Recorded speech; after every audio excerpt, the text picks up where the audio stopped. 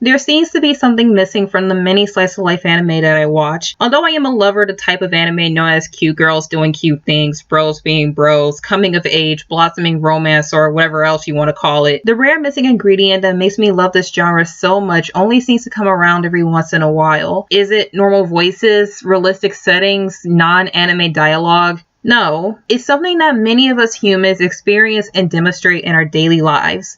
Humanity. I'm sure not many of us got shit-faced drunk and hired a dragon to be our maid one night. And I'm sure not many of us met our dragon maid's many dragon friends. But I'm sure many of us picked up a new hobby that we couldn't put down. I'm sure many of us want to be caretakers and give the young ones best. I'm sure many of us work long hours just to support ourselves and others. I'm sure some of us had to change jobs and go into something blind and inexperienced. And I'm positive that one day we met someone who changed us for the better or worse. Whether it was a new friend, child, or lover. Miss Kobayashi's Dragon Maid fully embraces his concept by blending its fantasy elements with the realism of where new people in our lives might take us. Kobayashi was once an ordinary Japanese woman, working long hours late into the night at her stressful job and drinking the stress away just so she can rinse and repeat the next day. But when she opens her front door one morning and allows both Toru and Kana into her life, things take a sudden turn. When her apartment gets too small with the addition of a child, she upgrades to have more space. When that child wants to go to school, Kobayashi enrolls her into one, and she and her new maid go shopping for school supplies like her parents once did with her. As her new life continues, Kobayashi starts coming home earlier for dinner, drinks less, and goes out with her new family more.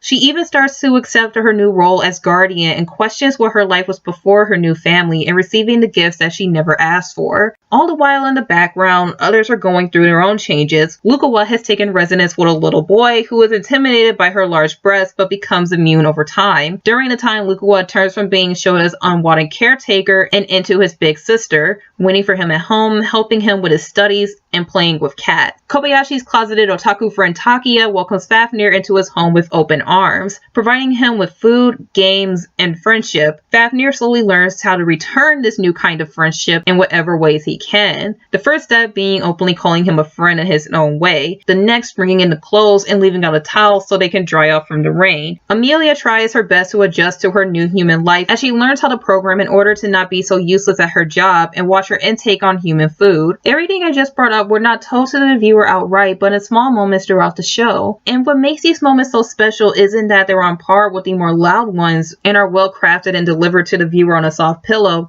but the fact that they're quiet and shows how much these characters have grown over time while remembering that this is a show about a maid who was also a dragon. What makes episode 9 my favorite episode is the moment that shows how much closer Kobayashi and Kana have become as parent and child as the bond between their new family grows stronger. But Kobayashi working hard to support them, Kana realizing how hard she works, giving her the drive to work just as hard as Kobayashi, and Toru in the background supporting the two of them during the process. What makes the final episode so special is the moment when Kobayashi uses everything she's learned over the course of the time she spent with Toru to stand up for her family and prove that they are special and loved and needed by others. What makes the final moment of Dragon Maid my favorite moment in the series is that Kobayashi says that she wants to visit her family and not give them the once in a while I'm fine call.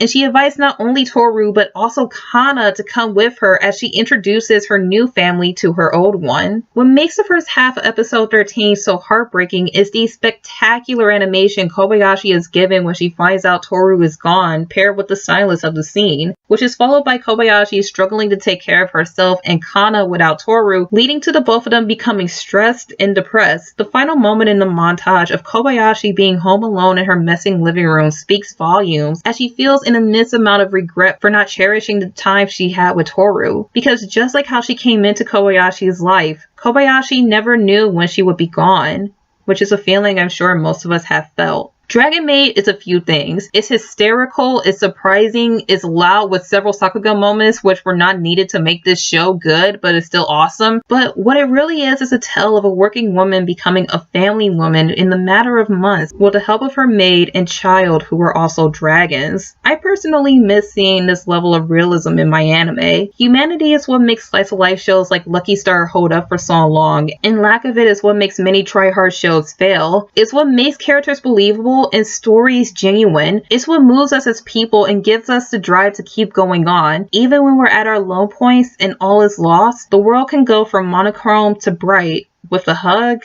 a scream, or a bit of tough love. Because we're only human, and humans change. And the same can be said for non-humans as well.